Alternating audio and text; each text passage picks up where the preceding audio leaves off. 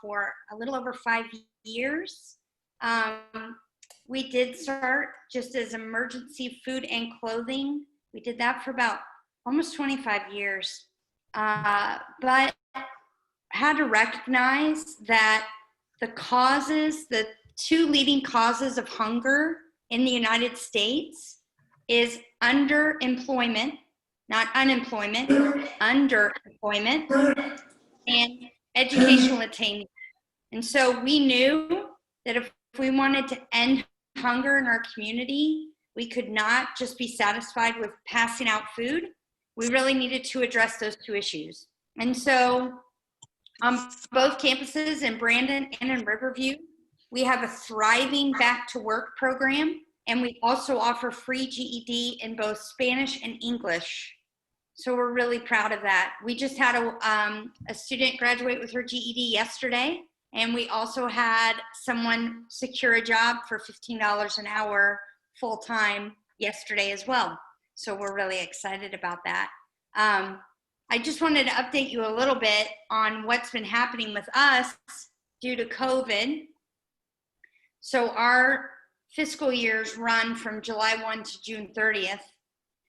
And at the close of our previous fiscal year, we hit a record. We couldn't believe it. We helped over 15,000 residents with food and clothes and back to work programming. But then COVID hit. We completed another fiscal year and we helped over 29,000. We almost doubled year to year. For the first, I would say March through beginning of August, we would receive food in one door, package it, and distribute it out the other door. The month of April, we received 47,000 pounds. We distributed 48,000 pounds. We could barely keep up with the need. We made a determination as a team. We were gonna just drain our warehouse and we were gonna serve until we couldn't serve anymore. And we never once had to close our doors. We didn't have to furlough any staff. We, really focused on food distribution until August. And that's when we could start opening back up our classes, helping people find work, helping people secure higher education, that kind of thing. What we're seeing right now, just so that you know, food, believe it or not, is plentiful in our community. Everywhere you turn around, there's another mobile pantry. There's food that can be picked up at the schools. There are food pantries popping up all over the place. Food is plentiful. What is not plentiful are places like Echo, where people can come. The eviction moratorium is almost over. We are seeing people now starting to receive their eviction notices. We're seeing people come into us who have never darkened the door of a service agency like ours. We had a lady come in last week. We asked her for some just simple identification. It pushed her over the edge. She started bawling. She explained that she had been furloughed. They were 2 months behind on their mortgage. They had sold one of their cars to try to stay afloat. A neighbor had driven her to Echo for help. And she concluded her speech by saying, "We are not charity people. We've never had to ask for charity." Obviously, we helped her, mirrored back to her, "We hear you, we understand you, we're here for you." She calmed down and she got the help she needed. But I truly believe that's just the tip of the iceberg. She is the first of many, many that we're going to start to see. And so, man, I don't know. I know that's not encouraging, but I just kind of want to give you like a view from the front lines. We are not necessarily investing in more and more food right now. I am investing in more staff. So not only did I hire a full-time director, we call her our director of opportunity. She's now full-time. She helps people with jobs and scheduling our GED classes, but we're also hiring a full-time social worker and we're hiring a full-time coordinator for our Riverview campus. So we're really investing in staff that can help people find those long-term solutions. We have a community, it's really interesting, it's very divided. Either people are doing really, really well and haven't been overly affected business-wise, or we're seeing people that now have drained all of their savings, all of their side hustles, and they're really getting desperate. And so that's kind of what we're seeing now, unfortunately. A couple ways that you can help us. There's a couple different ways. So if you'd like to volunteer on Thanksgiving Day, you can reach out to me directly. Because of what's happening and because the evictions are starting to hit, more and more families are being pushed into the pay-by-the-week motels on 92, Adamo Drive, and 41 in South County. We are going to deliver hot Thanksgiving meals to those families on Thanksgiving Day. And we're also going to let them know about the resources that we provide at ECHO, so they can come and gather resources, get contact information, referrals, so that they can get the help that they need. We also partner with local businesses, churches, and ourselves for what's called the Gift of Hope in Brandon, where we serve 650 families annually. They come through and they receive gifts for their kids, wrapping paper so they can wrap that for those kids, gift cards for food. So that's happening in December. The concrete ways you can help us is sponsor meals. They're $6 a piece for Thanksgiving. Volunteer to deliver with us. You can give, help us with the Gift of Hope. All those links are on our Facebook pages. You just simply click and you can go right to Amazon and find gifts that you can buy for the kiddos, teenagers especially. And then we have a personal wish list for ECHO on our Facebook page as well. We are in constant need of toiletries. Food stamps, if people are on SNAP benefits, those will not cover toiletries. Shampoo, conditioner, deodorant, toothpaste for your kids. And so we are in constant need of toiletries. You guys collected toiletries for us about 2 years ago. We so appreciated it. So that's ECHO in a nutshell.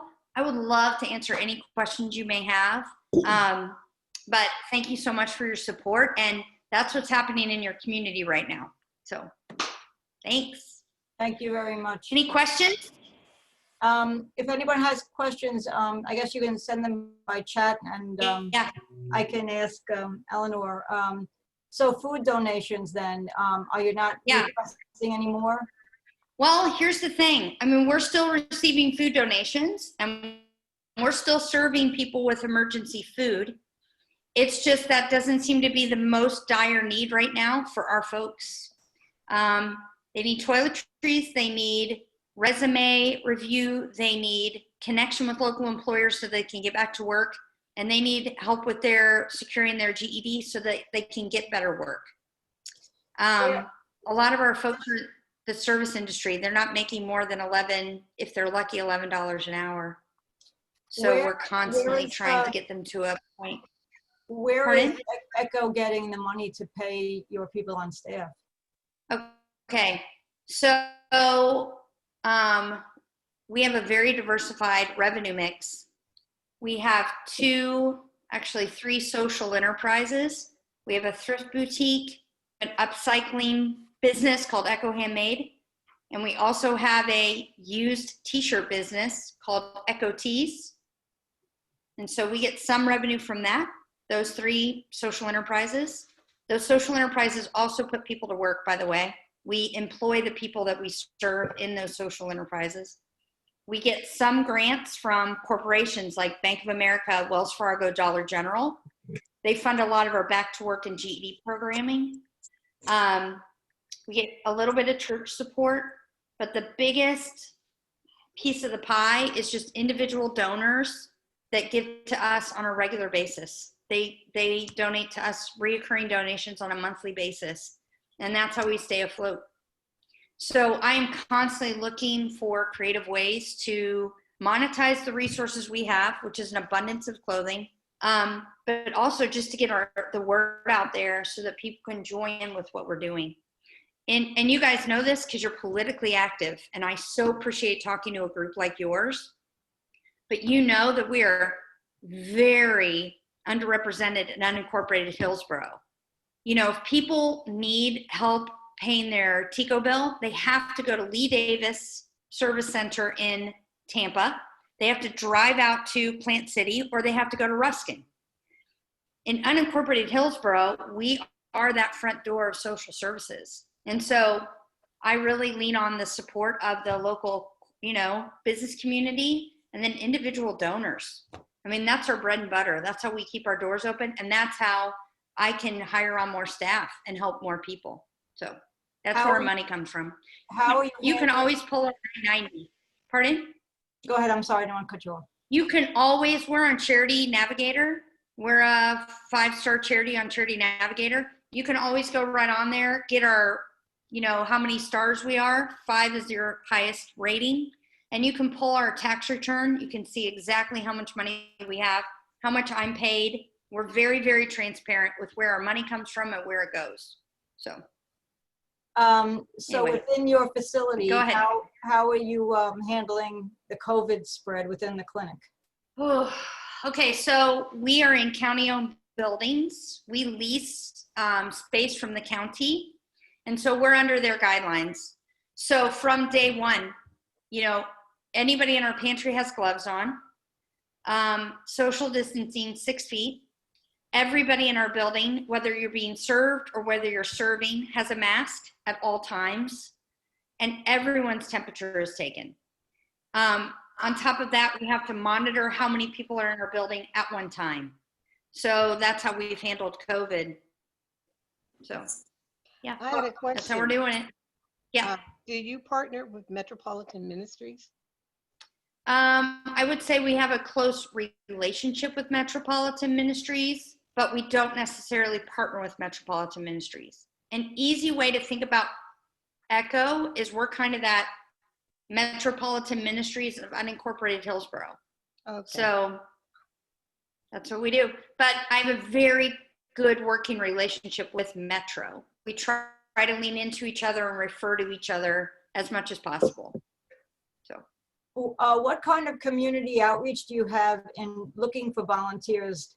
I mean, you're probably going to need people who are, I don't know, maybe former educators to help with GED or some specialized help. So unless, you know, somebody's already aware of ECHO, and there may be some people who live under a rock and don't know that. So how do you get your needs out there?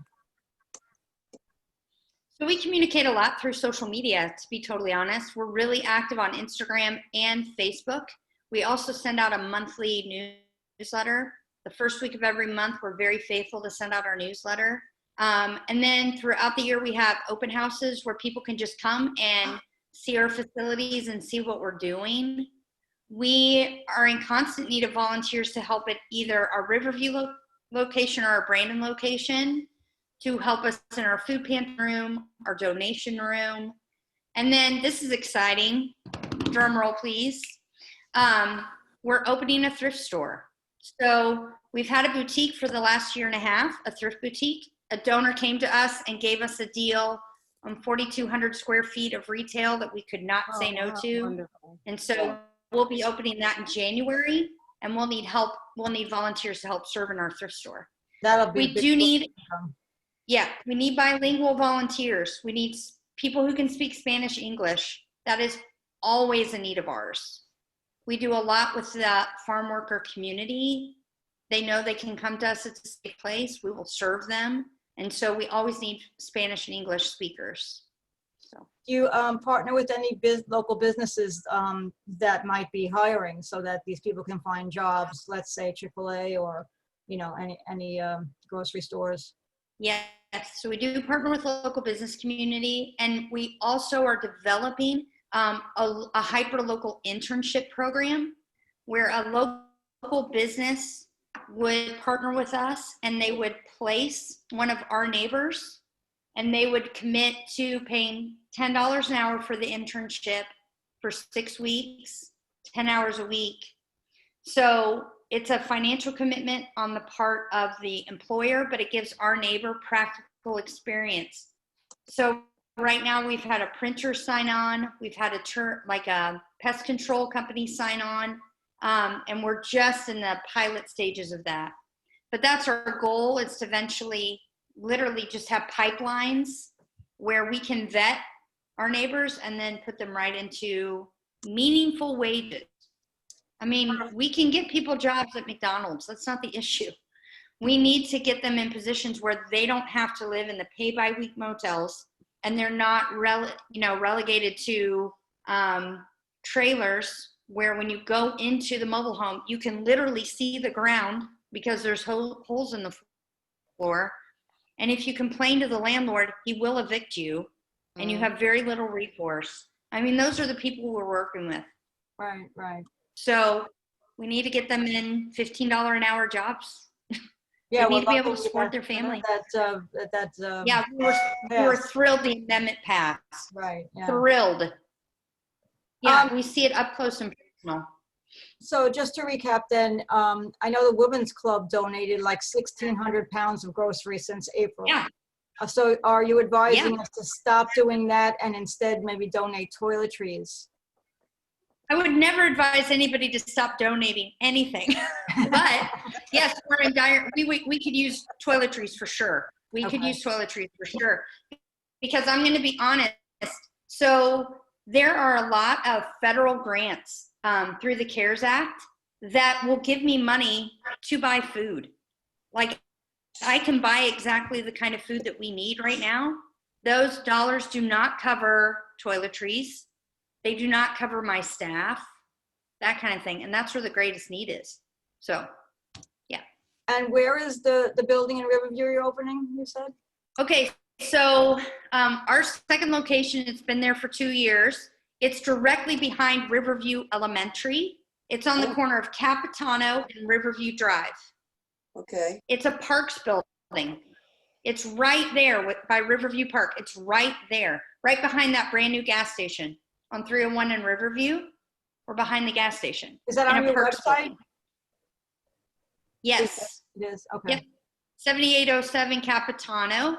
And we're so pressed for space. We used it as a pilot, and now we're kind of stuck until we get bigger space. We need a larger space because our job coach at this point is meeting with people outside under the portico.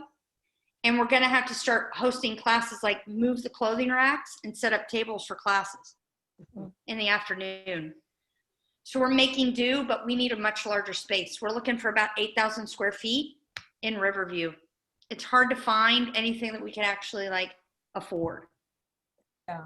So, but the need is there. Are you affiliated at all or work with the outreach clinic that's next door to you in Brandon?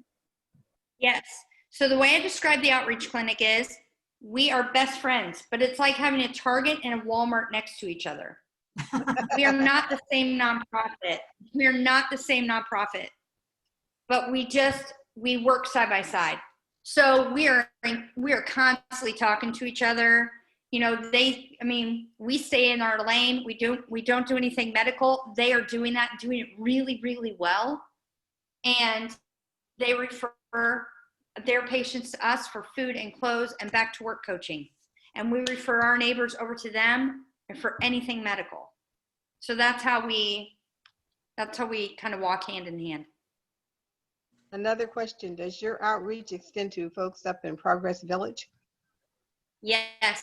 So our singularly, like the largest zip code, the highest percentage of people served, I should say, through ECHO come out of Progress Village. All right. 33619 is the zip code. If you look at it on the map, that is a monster zip code. Yes, it is. And out of all the people we serve, 15% all the people we serve are coming out of 33619. All right. And we serve 14 zip codes. So out of our 14 zip codes, we serve more people out of 33619 than any other zip. So yeah, we serve Progress Village. Our heart is really, and our vision is to eventually get into Orient Park. Orient Park is between Hillsborough and like Orient Broadway, that area. It's incredibly underserved, very few services. We serve it now, 33610. We serve that zip code, but it is a haul for those folks to get over to us in Brandon. Yeah. So our heart is to open a third location in the next 3 to 4 years in Orient Park. So yeah, we just want to be where the need is. We want to go where our people are, and our people are there and they need help and they need services. So Do you have a liaison with the community college since you do offer the GED? yeah, so we work really closely with HCC Brandon. I Yeah. don't have a good connect with HCC South Shore yet, but we do have good connects with HCC Brandon because we've been doing GED now for like 7 years. So one of our best field trips is we'll get a van or a bus and we'll put all our GED students on it and we go to HCC for like a discovery day for like 3 hours and then we have lunch there, and it's phenomenal because a lot of them never thought that college would be for them, but if we get them on the campus, they start to go, oh my gosh, these people look like me. We're like, yeah, they do. You can do this, you know? So yeah, we have a good relationship with HCC Brandon. All right. Any other questions? I live out here in Del Rico, been here about 2 years Yes. now. And is there anyone out in this area that I could probably contact trying to help out or assist? Yeah, so you could totally reach out to us. We're just in 33510. 33594. On Thanksgiving Day, we'll take meals. You're in 33594. We serve 33594 too. Okay. In fact, we're delivering meals to Bradford Motors on Thanksgiving. They're at the corner of St. Cloud and 60. Okay. You might not realize this, but there are families living there in those little tiny 1950s motel rooms. Right. Because right. there's not enough affordable housing. Not in that There's area. nowhere to go. If you've had an eviction or a conviction and you want to live anywhere in our area, you are hard pressed to find anywhere to live. So come to us. I'd love to you serve with us, man. That's our area. So Right. yeah. Okay, I guess that's it. Thank you Thank very you. much, Eleanor. We appreciate you being with us, taking the time. Thank you so much. I really, really appreciate it. And you guys can party now. Oh, I have one more question, Eleanor. Yes. The hours of your places where we can drop off the toiletries that you desperately need. I know that Riverview has certain hours. Can you remind us? So our Riverview location is Monday through Friday, 9 to 1. Brandon is Monday through Friday, 9 to 1, and Tuesday evenings, 5 to 7. Okay. So Can you chat that in to everyone? yeah, I'll do it right now. All right, thank you. Awesome. Awesome. Yep, absolutely. Mhm. So we need a toiletry drive, right? Hey. Baby Is- stuff too, right? The diapers and things like that. Sure, absolutely. That's toiletries, baby diapers. There goes the toilet paper. Oh no, what are we gonna do? Feminine, we need feminine hygiene Ah, products. Feminine hygiene products are good too. we need Tampa tampons. That's Got it. Please. I need those. Well, you know, they do need them. yes, yes. Yeah. Eleanor, thank you so much for coming on board. I was driving from Tampa to Riverview from my father's house the other day, and I noticed there are so many homeless out there, and it's sad that there are. I mean, it's like tripled since the last time I drove from Tampa to Hillsborough, outer Hillsborough County. So God bless you for all the hard work you've been doing, and thank you for that. And we're going to rally for toiletries. Yay. Hey. Thank you. Thank you. Thank you. Thank you. Yes. All right. All right, Thanks, have a good guys. night. Have a Thanks, great night. Eleanor. All right. Okay. Bye. All righty. Bye. Bye. Okay, so let's get on to some new business here. Bettina's going to talk to us a few minutes about a fundraising event that she's got, an idea that she's got. Hi, everybody. If you don't know me, I am Bettina, and I do the events and fundraising for the club. I was thinking in this quarantine and pandemic craze that we're going through, I was thinking about doing a Dems recipe book with all of our favorite recipes. I do have the ability to spiral bound a book, so I can type it, print it, put it together and get it out. And then as a fundraiser, we would sell them to whoever wants them for a minimal charge. I'm going to give Chris a little flyer thing explaining it with my email and my phone number, so you can text it to me. You can, actually I'll give my address. You can send it to me if it's something you just want to photocopy, or you can email it to me and I will put it all together. Let me know when you send me the recipes if you want to remain anonymous or you want your name up in lights, and I'll be happy to put your name on the recipe. So I'm going to send that out. I'll give it to Chris and he'll send out an email to everybody. Liz, would you chat for me, please? And anybody that wants it right now can have my email and my phone number, please. But like I said, we will send you out something. I wanted to let you know it was coming, but I think it's a nice keepsake for everybody to get people's favorite recipes. And it doesn't matter how many you give me. We all have more than one, then give me more than one. We've already said that on our board. We have Gloria, who is definitely going to give us her jerk chicken. Yes, She ma'am. can't get out of it. We want the recipe. And I know there's a few other people out there that have had said that they've got some really good recipes. Our president sitting up in the corner there has mentioned something about, was it chicken and dumplings, if I remember? Yeah. Okay, so no matter whether it's Open a an hors can, d'oeuvre, it's a pour it meal, in the pot. you can't open the can, no cans. But regardless of whether it's an hors d'oeuvre or a recipe, a main meal, one pot skillet, or dessert, whatever it is, I'll classify them, get them into a book, and then we're gonna send it out and get everybody to see who wants to buy it. Okay, so Liz has put in the chat to everybody my name, address, or email address and a phone number, but we will get something else out on email for you. I have a question. Sure. Sure.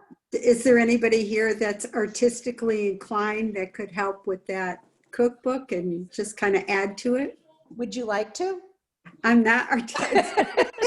I'm I thought looking you were at- volunteering. It sounded like a volunteer to me. No, I was hoping that there's someone here that's artistic, and, you know, only because I'm thinking about the books that I've gotten in the past, like from grammar schools, from my kids and things like that. And they were really cute. But there was Yeah, no, always it's a great- like a it's little, great they even had the suggestion. kids. As we put the recipes together, I can reach Mhm. out and see if anybody wants to. If not, maybe we can get together and just do snippet of legally obtained photos from the internet and stick them in. Or you could even have like young Democrat kids do their renditions of a food. I mean, Right. that might be something too, get some Mhm. children involved. Yep, very good idea. Maybe we can do something like that and have them do what a bowl of chili looks like. Or, Yeah, it'll be crazy what they come up with, but it's cute. great idea, thank you. Yeah, that is a good idea. Any other questions? So find those hidden recipes. If you are a precinct captain, you know that you got a letter from the Democratic Party and Janet? that they are having elections. Janet? I see the top of your head, Janet. There she is. But Yes, I got a letter. I just got a letter. yeah, I got a letter. So all of the officers are up for election December the 9th.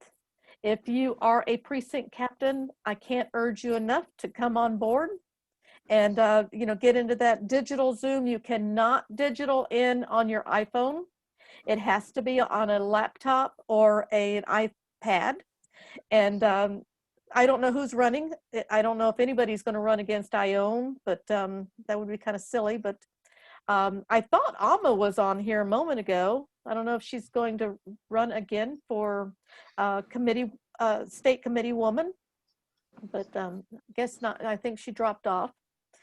So these are very important positions. Hillsborough County has stayed blue the past 2 elections, and it's because of the hard work of the Hillsborough Democratic Party. So what we need to do is make sure that we elect good officers in those positions to continue that process. So mark your calendars, December the 9th. If you're not a precinct captain, you can still join in and listen. And if you want the link, just let me know. Any questions on that? Concerns? Anybody running for office? Fran? No, I'm not running for it, but there is a loyalty oath page that's there too. Right. For your signature to either be notarized, or you can sign it in front of 2 registered Democrats and mail it in. I am a notary. Oh, I am a notary, and we do need to get those loyalty oaths in, or by the 15th. a proxy. So if you all know where my office is now, so if you want a loyalty oath notarized, let me know, and you can just come by my office and we'll get that taken care of for you. Any questions? Very, very important. So we do have a winning candidate on board with us, and I'm so excited. Yay! Congratulations. Yes. Go ahead, tell us what it feels like. I will be honest, it's a little overwhelming. Hey! No, I seriously, y'all, everybody on this call, like, y'all are amazing. Thank you so much for your help. And none of this would have happened without you all. So thank you. That is not lost on me. Couldn't be prouder, couldn't be happier. And we've hit the ground running. So we're a week into it. Most of this week was spent, frankly, on like all the administrative tasks of like getting a house email account. By the way, you should all email me now at andrew.learned@myfloridahouse.gov. Yay! And then we're working through all of the rules changes for session coming up. We have to go get sworn in next week. We have to go get like COVID testing before all that to try to make it as safe as possible. So there's just lots of like administrative and frankly bureaucratic hurdles that we're working through right now. But one of the most important upcoming decisions that we all face is the opening of the office. So if anybody has any ideas, suggestions, just kind of concerns about where and how we place the district office, I'm really open to any creative thinking that we can to try to make sure we maximize as much value and provide as best constituent services as we can.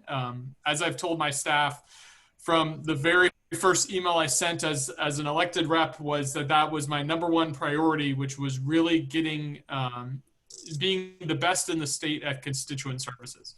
And that's been my promise all along. So if anybody has any ideas, please shoot them my way. And other than that, I just wanted to be here and tell you that I'm not going anywhere because you're stuck with me now. Yay! So thank you all again for the help. And Donna, for those of you who are newer to the group and don't know the history, this whole thing started with Donna Four when she was running for this years ago and paved the way for every generation has basically gotten it closer, closer, and closer. And we are now the only, frankly, I think, state house win in the state that in a competitive race this year. So that's a ground game that was laid many years before me. And thank you, Donna, for helping make it possible. Well said. Nice. Wow. Nice. Now I'm embarrassed. Sure. Oh goodness, I lost my full screen here. So Andrew, you're welcome to join us anytime. And what's wrong with Winthrop? It's right there, it's center. That's what I was thinking. Winthrop's a good one. I know a lot of our constituents up like north of 60. It's kind of out of the way for them, but we're not leaving Winthrop. Frankly, the office already left before we had the office. So we're starting with a blank slate. We can put it anywhere we want. So it's not that we're not going there. I just want to give the whole district an opportunity to make their pitch as to where and how and why. Because I also think like the Chamber of Commerce building might make sense, or maybe even like in a government service entity already, like where we have the DMV and all that, because we're already having a lot of constituent foot traffic there. I just want to be as accessible as possible. So you're talking the Chamber of Commerce over on Paul's Drive? Yeah. It's nice and central, but yeah, and it's right there next to all the other departments. That's a great idea. Great idea. So we're looking at options. Well, you can call on us for help anytime you need it. Thank you. But even if you don't ask for it, we're going to tell you. Yeah. It's true. It's true. I know this group well enough. Yeah. Oh, goodness. Oh, so thanks, Andrew. There was a Mr. Reed on, and I noticed in the chat that he was saying something about phone bank. Would you like to say something about that? Andrew, could you put your government email address in the chat? Oh, sure. Yep. A D. Reed Morgan to everyone. We Something can't hear about- you. Are you muted? Who, me? Went off of mute. No, Mr. Morgan. Mr. Read. Morgan, we can't hear you. Okay. No. A lot of us are having issues with sound tonight. Yeah, I think it's on his end. No. 'cause he- Reed was with us for the Bloomingdale Library every morning, early, 6:45, setting up the tent with Tracy and her husband, Steve. Ah. And so dependable, so reliable. You couldn't ask for a better volunteer. And in addition, talking about cooking, he's a great baker. And he'd bring us food like apple pie or sourdough bread or pumpkin loaf. I mean, we were well fed also. Sorry, I missed it. Yeah, Reed, something's on your end. The audio's not coming through because we don't have you muted. Try muting him and unmuting him, Liz. Maybe something's stuck. No. No. Okay, well, check your chat box, everyone. He's put in there about phone banking for, Rayfield Warnock Yeah, in Georgia. in Georgia. Yes. Yeah. Raphael, not Ray. Raphael. I Yeah. can't, I'm having a hard time here. So check it and see, Yeah, there's also an organization called Fair Fight, which Stacey Abrams has headed up, and you can go on there to also donate money, which I've done, and all of that will help. But we need people out there to vote for those two people because we can get control of the Senate in January. So let's push those Georgia people to get out there and Amen. vote. Yeah. Amen. Will those two give us control, or do we need three? No, I think those two. We just need those two? Okay. Yeah. Yeah, because then you'll have the vice president, right, Yes. to break the tie. Yay, Kamala. Yay. So our work's not done. We still have work to do. That's what he's telling us. Thank you. Reed Morgan, right? Yeah. Thank you so much. Hello. We have to help Georgia. That's what he's got on there. So let's right. do it. Let's get on there. Does anybody have, oh, you know what? Bettina, you were going to talk about the holiday party? Yes. Yes. Would that be a Zoom? Not. I'm We're tired going of to the forego Zooms. the holiday party this year due to COVID. That's We're right. not going to do a Zoom barbecue or anything like that this year. But due to the way the young lady was talking earlier about Echo and their need, we're looking to purchase some gift cards for them. So again, I use Chris's name in vain all the time. He's still on. we're going to send out a separate email to all members, and we ask that you just go into the PayPal, and it will be only earmarked for, or you need to tell him that it's for Echo. I don't care if it's $5, $50, $2, but if we go into the dollar store and even at the dollar store get gift cards, $5 is 5 bottles of shampoo. So let's get as much as we can for them and put it in there. And this way we can buy the stuff. Like she said, she can't buy toiletries.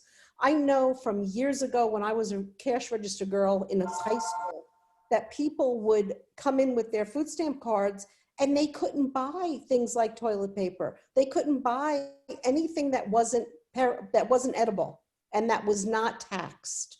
That was the idea of it.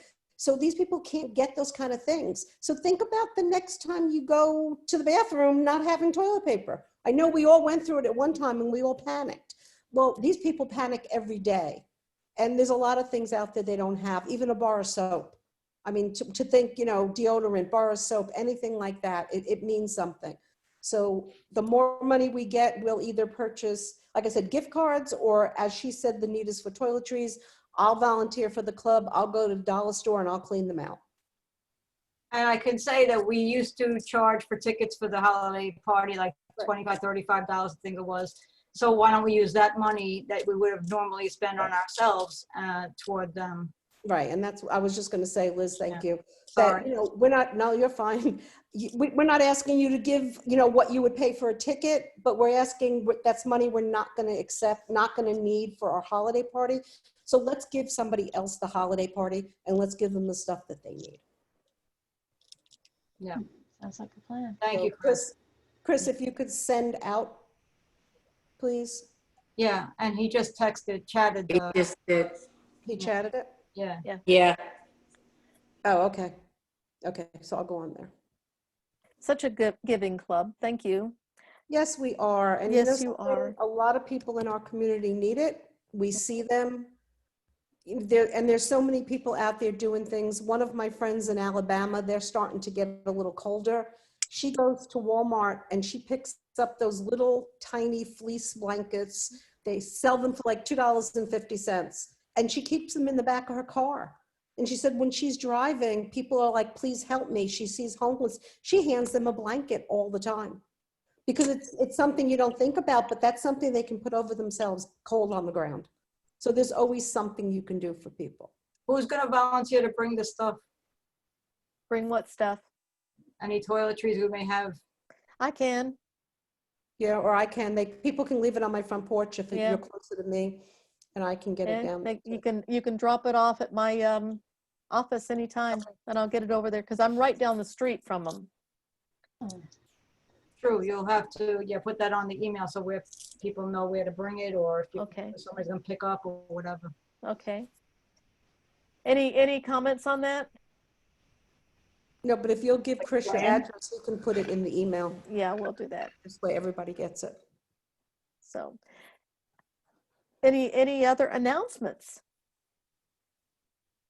No, but I'm not cooking this year. I don't know what I'm gonna do. we can remedy that if you want. We can show up at your house. Yeah, there you go. Is there anybody who's unhappy with the results of our election? No, well, yes, in a way. Yes, was terribly unhappy. The down ballot suffered greatly. Thanks. Oh, yes. Thanks. Yeah. That's okay. We have a lot of work to do for the midterms. And come the midterms, I'm afraid we're going to be slaughtered. Yeah. I really am, and I don't know what to say except, and look, we didn't get any Democratic governors in, and the census, they're going to be gerrymandering all those Republican governors like crazy. We are in the fight of our lives. Just because Biden won means nothing. It really doesn't. I'm terrified. I am still not over it. I'm not. I'm glad he's in, but let me tell you, I'm not resting. Yeah, I am not. I'll be Not happy at all. he has his foot in, not just his name, because Trump is not going to be an easy one to get out of there. Yeah, I mean, just as a bit of history, 2 years after a presidential, there's always a backswing the other direction. And the fact that Florida just got eviscerated down ballot and like you're right, we're gonna get gerrymandered out of existence. And in 2 years, there will be more Republican enthusiasm than there is Democratic enthusiasm. And we just saw the consequences of that in a really big way. When we were enthused. So we got to be, this is one where we can really, I think the rest of the country is in an okay place. I'm very worried about Florida's future after 2022 if we don't right the ship right now. Yeah, I think a lot of that has to do with messaging, and when I think all of that comes from the top and filters down to us.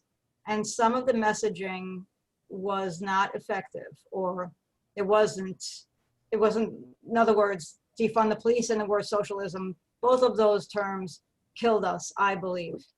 And so, yeah, people who maybe were on the fence or non-party, I mean, when they heard those two terms, they were probably turned off. And I think that Democrats kind of were more about get Trump out than what we are here for. And all of those bad terms got lost, and we now have to dig out from under all that. So it's not going to be easy, but as much as, and as hard as we fought for Biden, we have to do twice as much work now, and we cannot stop, even on the off time. I mean, this is, right now there's no election coming up except for the one in Georgia. We have to not rest. We have to keep going. We have to either register more people. We have to reach out to the community, reach out to the communities that helped us elect Andrew, right? I mean, don't just leave them out there now. We got your vote. We don't care anymore. We have to keep reaching out to these people in some way. I will say that when Jennifer and I and Bettina and everybody and Reed were at the sign waving, we got a lot of people just driving by that were so encouraged by what we were doing, like Reed became a member of the club. And we got new members that way. So we have to keep doing things in our community to get people engaged in the democratic values that we have. So each club, I think, has a duty to do something in their general vicinity to get the word out that Democrats, what we really stand for. You know, healthcare in the state, even the state of Florida, look what we did in the county commission. We're now heavily weighted Democrat there, where we weren't not too long ago. We need to do that on the next level up, you know, and do this on a state level. So we have to do things. If each club does their part, I think enough of it will work by the time the midterms come around. Liz, I'll tell you, one of the things that we're doing is I put out a memo of expectations to my new office staff, and we're not allowed to be, you know, we're not a partisan office, you know, so we represent everybody, but all of my staff are going to be expected to go canvass 50 doors a week or a 2-hour canvassing shift, doing like surveys, right? District surveys of what we can be doing to be more helpful and kind of continue that conversation. And we're starting that this week because we don't, to your point exactly, we don't want people to think we forgot about them after the election. We're going to start canvassing now and building lasting real relationships. Yeah. So we're going to be doing, we're frankly going to be spending a couple $1,000s of campaign money that we still have left over on some text messaging stuff, following up and thanking people for their vote and saying like, hey, how can we use conversation? How can we be helpful? Because I do think that's been a huge problem in the past, and one that I want to be a part of writing. Yeah. I mean, it's true. We tend to not, you know, we forget about asking and begging for a vote, and then they do it, and then we forget about them. I mean, so we can't. I mean, as a matter of fact, there was something on one of the social media things from the Hillsborough County Commission, who was surveying people about growth and development in the area, and what do you prioritize and would like to see done in our community. And so that's a great way to reach out to the general public. What do you want us to do for you? And I think that's a great thing.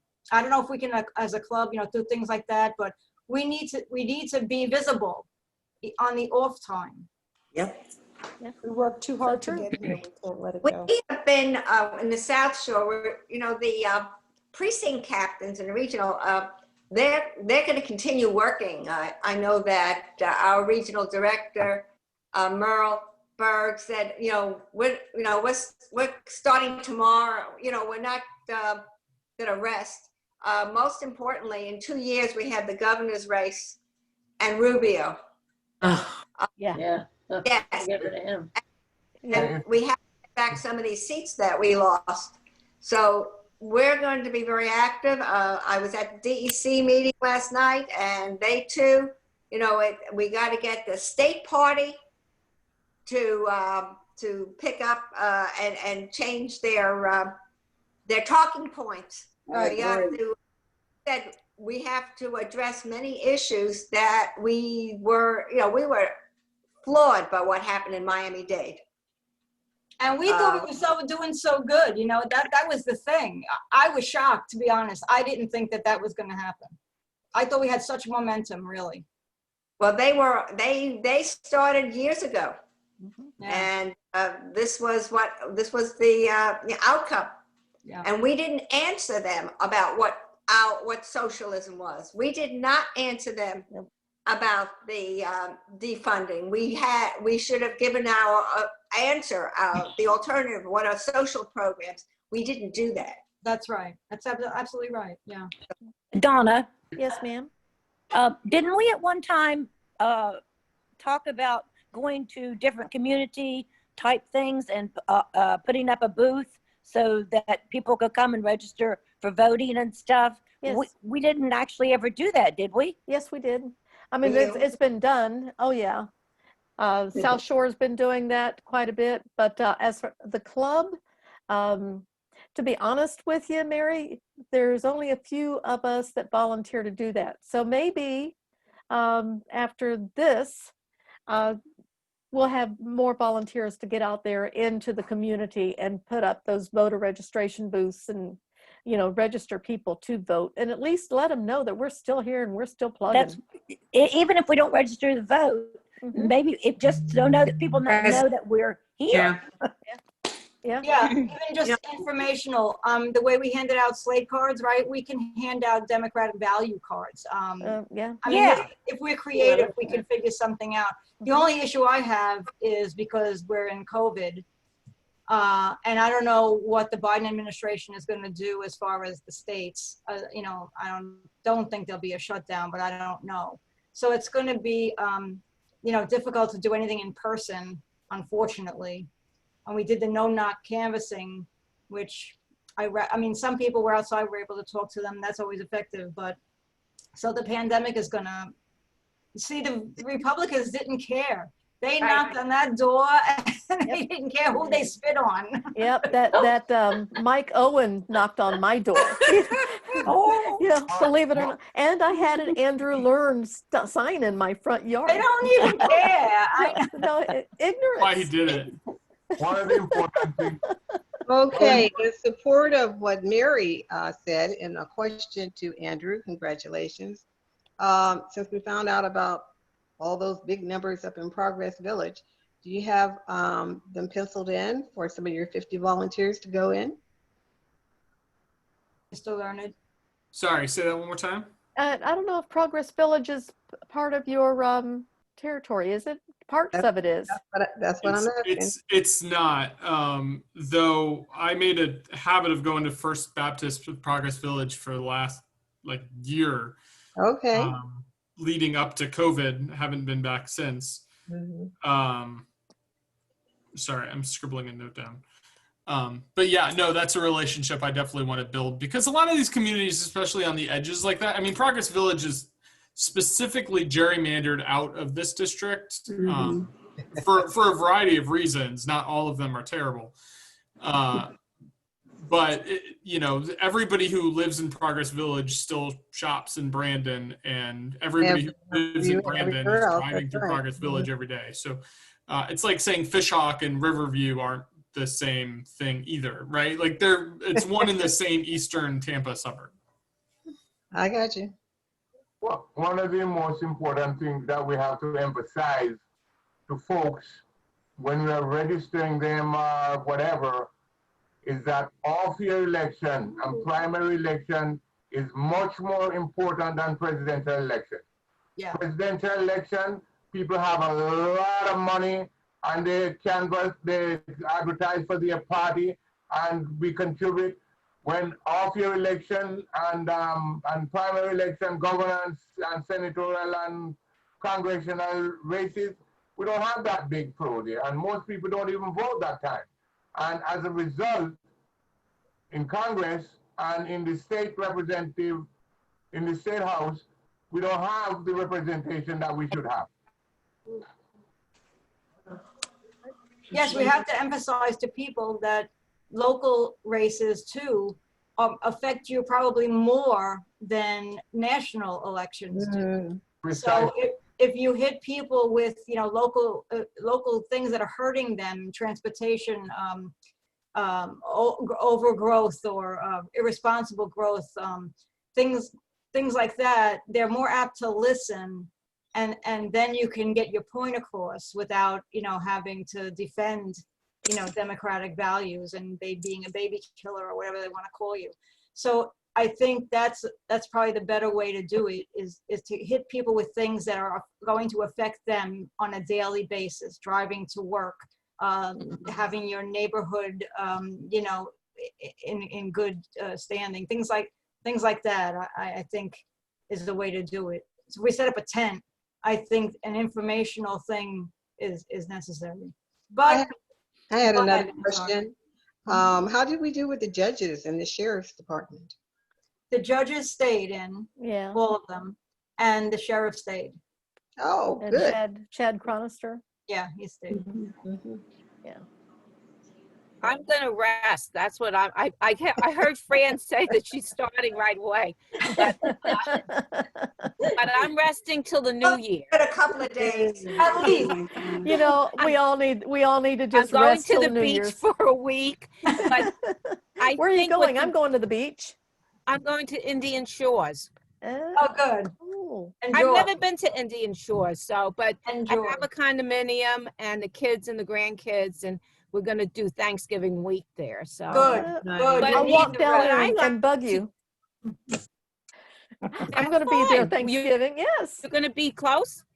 I think. Oh, good. Yeah. Because what I like to do now is reflection, evaluate what we've done, what worked, what didn't work, what we could improve on, and then come the new year, we have to see what's happening with COVID.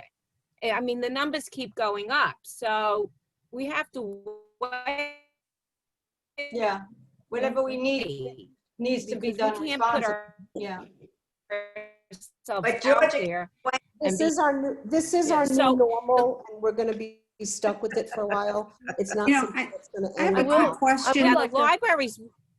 The libraries were opening, Right. and Bloomingdale is one of them. So I think, you know, we did really well when we did our registration and vote by mail and information at the library. And we would have different people from the Hillsborough Dems, from East Hills, from the Women's Dem. And it was great because we met people and we could answer questions and get them involved. So definitely that's going to be one of my strategies for us, is to keep doing voter registration at the library. I think we need to have community outreach in some of the underserved areas, though. That because a lot of people don't get the information that they need readily. So they may not read the paper, or they just don't get involved with the community stuff.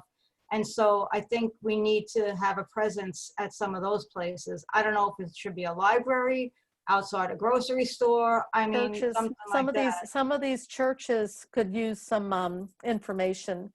I did like Andrew did. I visited a lot of churches when I was campaigning, and there's so many of them that just don't have the information, don't have access to the information. So I think that we should reach out to some of them, especially in Progress Village, in that area, 78th Street. There's Clear a Mill. lot of places there. Yeah, Clear Mill. Flower. So yeah, I think we need to have a presence in those places too. And I also think that we need to keep the postcards going. I've got Yes. another listing I just got, Liz, and we need to change your postcard a little bit, so don't say vote, but get those let's get that going, because if you don't want to get out and canvas, you don't really want to do a voter registration booth. I think the postcards are effective too. It touches It might people. have a bold heading like midterms. Yeah, I mean, we could do a lot of that stuff. Yeah. Sure. I think though I think this last election probably motivated a lot of people to do more. I think. You think? I hope so. I can tell you right now, everybody that's right now on this call, we were all active. I think everybody on this call right now are active volunteers. And I could not have said that maybe 6 months ago. Wow. So I'm happy for that. I have a quick question. Does anybody know if I was doing some phone banking for Margaret Good? And does anybody know if she did better than, I want to say it was Shapiro, the last cycle? Did she pick up a little more? In other words, are the Democrats at least getting into the race against? You'd have to go on the supervisor of elections and look at the past and look at the data. Oh, okay. I just thought if somebody knew offhand, I'll go on the website. There's also, I mean, I'm going to assume that it fits a similar trend, which was across the state. Yeah. We actually did better than Democrats have in the past overall. The problem was the Republicans just did way better than anything they've done in the past. Like they got Trump people out to vote at like an insanely high rate. We blew our expectations. And the problem was it just wasn't enough because there were so many more of them. So you'll probably look at it and see that Margaret got more votes than anybody who's ever ran there before. I have no doubt that that's not true. But it's also probably not true that Buchanan probably got more votes than he's ever gotten in the past as well, right? Yeah. I know. So it kind of depends on how you look at it. Curious. You look at the percentage difference or the total vote. True. Okay. So there'll be many political science professors will be writing essays on this one for a very long time. Oh yeah. I'll bet. And the polling people too. And still more to come on it, obviously. Gee. I mean, we went in, I mean, this is a group of friends, I'll tell you this. Like, I knew the vote profile of people who were voting, returning their mail ballots and voting early. So I can see like partisan scores, just like internal data that we can model. And I went into election day thinking we were up by about 4,000 votes. Well, when the data actually got dumped on the supervisor's website, we were actually up 5,000 votes. So in that first 10 minutes after 7 o'clock, we were like, woohoo, right? Like we were just way over what we thought we needed to win. We knew the election day was going to eat into that, but to pull back 5,000 votes was an insanely high number. That was like 10% of what we expected them to do, like in total. Well, they did. They pulled back over 4,000 votes net difference from us. There were tens of thousands of people that voted that day. So, and it was overwhelmingly Republican. So Democrats were not the only people motivated this election. Right. That's true. That's true. Yes, so and the divide Jennifer, you continues. answered Reed's question there. Yeah, Mike Beltran one. Yeah, unfortunate.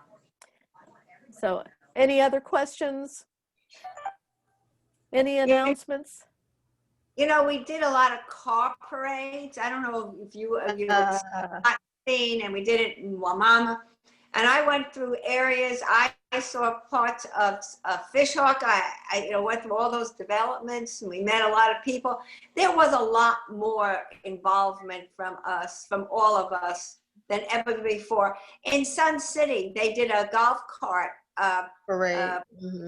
and there were 190 golf carts and about 30, 40 cars. And we just weaved our way through it. And it was amazing because before, people didn't realize that there were a lot of Democrats in Sun City. And look what happened in the villages. Oh. Yeah. This also had, the Democrats did, I think, a 400 or 500 car, 500 car parade. And that's growing. That's growing there. A lot of the people from the villages are from the Midwest. They're not the Northeast retired. Yeah, you're right. You're right. So do you think the car parades were effective, or do you think it was just a feel-good thing? No, effective. You think they were effective? All the honking, the noise, it caught your attention. Heck yeah, effective. Out, and they were so happy to see us, and they were applauding. Of course, we had some other negative things, but we always had that.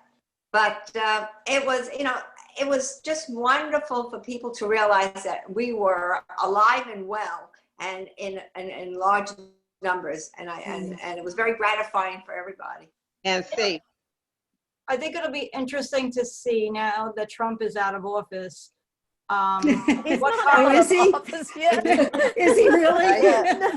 Kicking and screaming. They're going to shove him out the door. I know. Third floor. The kind of divisiveness and hate spewing people that were out there was horrendous. I've never seen that before. Well, the networks had to cut him off. He was so terrible. And but from people in your neighborhood, the things that came out of their mouths, I don't know if I hope we don't see that again in the midterms while we're all campaigning. I hope we don't get so full of hate for each other. It's going to take a long time, I think, and it's because the aggressive attitude really just overwhelms, you know. I mean, honestly, I've seen trucks with Trump stickers and flags all over them, and you can always tell they're the most aggressive drivers. I'm telling you, I've never seen anything like this in my life. I saw one that was an aggressive driver, and then he got in an accident. I'm just, okay. He wasn't hurt. He wasn't hurt. He was walking around, but his truck was right in the back end where it said Trump. If you pay attention, I will watch. And Liz gets mad at me, but I will watch regular news or I'll watch CNN, and in the day it's just a repeat. It's over and over again. And then I'll flip the channel and I'll go to Fox News and I'll listen to what I just heard on one of the other channels. And I do this because my mom is a true Republican. So I do this because I know what I'm going to be told at night, and I can answer what she heard and why she heard it. But it's scary to hear the way things are misconstrued with what they say and how they turn things around. Right. My husband and I were lifelong Republicans until the last, well, you know, in the realization that it's not a realistic tent. You know, anytime if you saw any gathering, it's always completely white. It's not indicative of America, you know, and I guess that was my rude awakening, was the realization that I was more democratic in nature and not realizing it until the last election. It's one thing to have certain values, conservative values, and wanting conservative policies, but when you're acting out of racism and hatred and that doesn't serve anybody, and because we're always going to have differences of opinion and things like that, but it got so nasty that it had to do with people's character and not even, you know, policy to argue. So that you can't argue with people's character. That's who they are, you know. Now it's all come out. what my husband and I noticed mostly is the utilization of religion and patriotism. Yeah. And, you know, my husband was in the service for 20 years. He went to the academy, the Air Force Academy. And he's a true patriot. And yet, I think if you talk to a lot of people, just because he's Democrat, he's not a patriot. That's the vitriol that we hear, Right. is that you can't believe, you can't have a faith in be a quote unquote Christian and have your flag behind you and a gun, and then you're in. And that's why it's a but cult. that's the you know, the politicalization of the two, the flag, the patriotism, and Christianity. And it's an awful thing to put that together and use it politically. It's an old canard. It comes out of the 1500s, and something you always have to fight against. It's like Yeah. God, I always say God, guns, and country. That's the Republican mantra. You realize that 74 million people voted for Biden. America Yes. is not. Thank you, Jesus. Yes. And you know, he opened the door with his rallies and the you know, encouraging all the slogans. And of course, when this is out the door a bit, maybe we'll be able to reasonably talk to some people. It seems that some people feel safe in groups, and they say things that they wouldn't ordinarily say. But it has come out, and we know now how people feel. Right. It's out, and that's Yeah. good too, because now we know what we have to work on. Right. Yeah, amen. Good. Mm. All right, listen, I'm losing my battery here. It was Yeah, great being you at the know- meeting. Thank you so much. Thank you for coming. Good to meet All you. righty. And come back next month. Oh, yeah, I will Okay. be. All Thank right. you. This Bye. was good conversation. I enjoyed it. Yeah. Bye, guys. Bye, everyone. Hi. Good night. Everybody enjoy. Liz, you Right. did a great job. Thank you so much. You're welcome. Thanks, Donna. Thanks, Keeping those questions coming. Okay. How many were yours? Oh, all right. Are we ending the meeting then? Yes, we are. Okay. Have a good night, All everyone. righty. Night. Good night. Bye.